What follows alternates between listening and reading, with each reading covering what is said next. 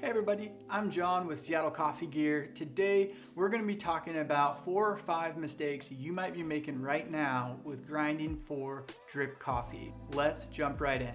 So the first mistake is one that I hear a lot about with folks who are maybe just getting into using whole bean coffee and grinding at home.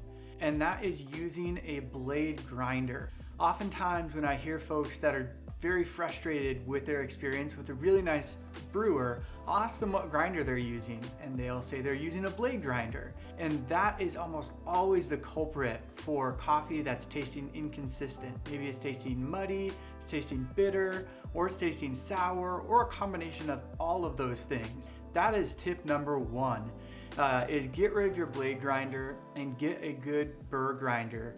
Here with us today, we have the new Mochamaster KM5 grinder, and we're going to be using that to talk about some of these other mistakes.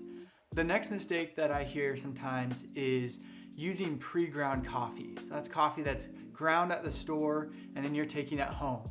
You don't know if that's ground for a cone filter, for a flat bottom, and it also degrades quickly once it's ground. So sometimes if I'm on vacation, I'll grab a bag of pre-ground, but if I'm at home, I'm grinding as fresh as I can. Although sometimes I will grind the night before, just so I have one less step in the morning. The next mistake that we see sometimes is grinding too fine or using too much coffee. And a symptom of this is maybe you are getting grounds in your coffee, or the grounds are blooming out and bubbling over the edges of your brew basket. Oftentimes people will think that this is an issue with the brewer, when in fact it's an issue with the grinder or the amount of coffee being used.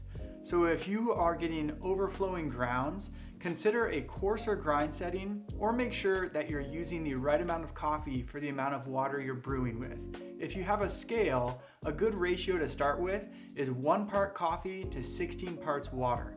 The next mistake that we see often is grinding too coarse.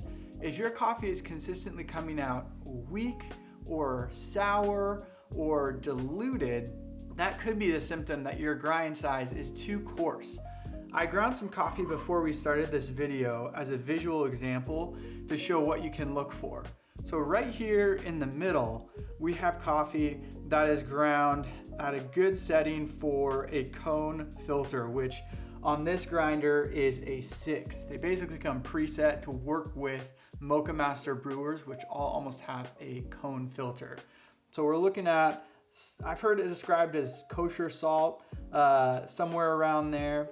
And then moving to the side here, we have some pretty coarsely ground coffee. This would work okay for cold brew, but would not work well for a drip brewer. And then just as we're looking at it, here's some coffee that is almost powdery.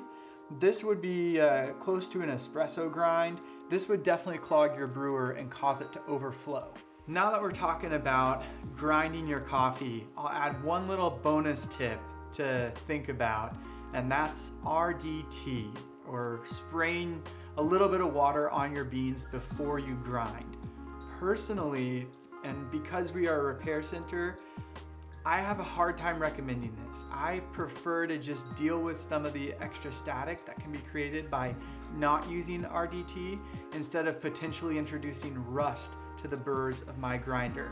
I know that's a hot topic, so have at it in the comments down below and let us know what you think. Do you use RDT, or do you deal with the static like I do? Make sure to subscribe to the channel, like this video for more content, and check out our website to see this grinder and all the other Mochamaster products and all the other grinders we have to offer. You can also chat with us anytime for live product advice. Thank you again for watching. Have a great day.